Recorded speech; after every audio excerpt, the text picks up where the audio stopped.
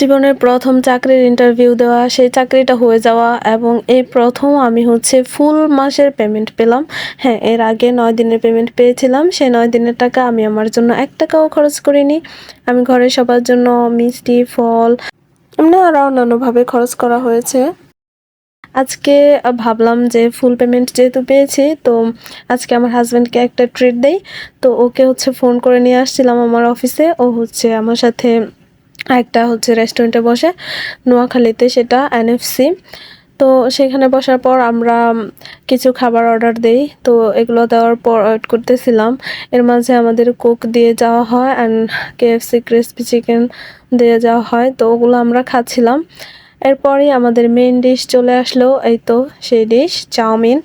তো এই প্রথম নোয়াখালীতে আসার পর একটি রেস্টুরেন্টে বসা। এর আগে হচ্ছে আমি ওরকমভাবে সময় পাইনি বা মন মাইন্ড ওরকম ছিল না, যার জন্য বের হওয়া হয়নি। আসলে হচ্ছে কি, জব পাওয়ার পর কাউকে ট্রিট দিতে বা কাউকে দিতে, খাওয়াতে, গিফট কিনে দিতে আমার অনেক ভাল লাগে। এই অনুভূতি আমি আগে কখনো পাইনি, কজ আমি আগে তো কখনো জব করিনি। তো আমি জব হওয়ার পর সবাইকে যখন আমার স্যালারি থেকে দিচ্ছিলাম, তখন আমার কাছে অনেক ভাল লাগলো যে আমিও এখন কারো ভরসার একজন মানুষ। কেউ আমার কাছে কিছু আবদার করতে পারে আর আমি চাইলেই সেটা পূরণ করার চেষ্টা করতে পারি। কতটুকু পূরণ করতে পারি আমি জানি না। তো আমরা এখানে কিছু খাওয়া-দাওয়া করব।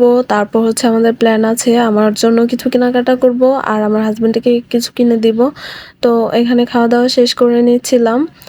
হ্যাঁ, আপনারা বলতে পারেন আপনার হাসব্যান্ড আগে নিয়েই খাওয়া শুরু করেছে, আপনাকে দেয়নি বেড়ে এসে। না, সে আমার জন্যই সেই প্লেটটা বেড়েছিল, কিন্তু আমি বলছি ওটা তুমি খাও, আমি আমার জন্য নিচ্ছি। তো এই বলে আমি আমার জন্য নিচ্ছিলাম। তো আমরা ওইখানে এত মানে খাবার খেয়েছিলাম যে পেট ভরে গিয়েছে। হ্যাঁ, এর আগেও হচ্ছে আমরা দুপুরবেলা গরুর মাংস, মুরগি, তারপর ডিম এগুলো দিয়ে লাঞ্চ করেছিলাম। যেহেতু ও আমার অফিসে ফার্স্ট গিয়েছিল, তার জন্য আমি ওকে ভালোভাবে লাঞ্চ করিয়েছিলাম। তো এরপর হচ্ছে আমরা বেশি দেরি করিনি, এটা অলমোস্ট সন্ধ্যার দিকেই। তখন আমাদের পেট ভরাই ছিল, যার জন্য বেশি খেতে পারিনি। তো যাই হোক, অল্প একটু খেয়েছি। খাওয়ার পর বাকিটুকু আমরা পার্সেল করে নিয়ে নিয়েছিলাম বাসার জন্য। এরপর দুজন ২টা চকলেট শেক অর্ডার দেই। চকলেট শেকটা ভালোই মজা ছিল। তো ঢাকায় খেয়েছিলাম মিল্ক শেক আর চকলেট শেক ওইখানে খাওয়া হয়েছিল, বাট এখানকারটা একটু ডিফারেন্ট। কারণ ঢাকারগুলোতে বেশি চকলেট দেওয়া হতো, এটাতে ছিল এভারেজ, কিন্তু আমি অনেক বেশি চকলেট প্রেমী, তো আমার জন্য একটু কম হয়েছে। আর যারা হচ্ছে কম চকলেট খান বা যারা ডায়েটে আছেন তাদের জন্য ঠিক আছে। তো এই তো আমাদের খাওয়া শেষ, আমরা এখন বেরিয়ে পড়ছি। এখান থেকে আমরা রিক্সা নিব। তো দেখতে পাচ্ছেন এখানে কোনো রিক্সা নেই। আমরা আর একটু হেঁটে হেঁটে সামনে গিয়েছিলাম, ওইখান থেকে ফুচকা খেলাম। তো এরপর চলে আসছি নোয়াখালী সুপার মার্কেটে। এখানে এসে আমার বোরকাগুলো চয়েস হয়নি বেশি। তারপর হচ্ছে একটা কাপড়, সেটা দিয়ে অর্ডার দিয়েছি।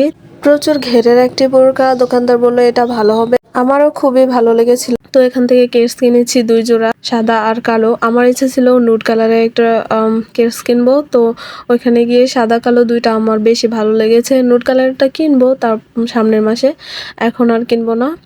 আমার আগের যে কেসগুলো ছিল এই কালোটার মতো সেম টু সেম ব্র্যান্ডের সেম জুতা, তো এটা ভালো টিকেছে।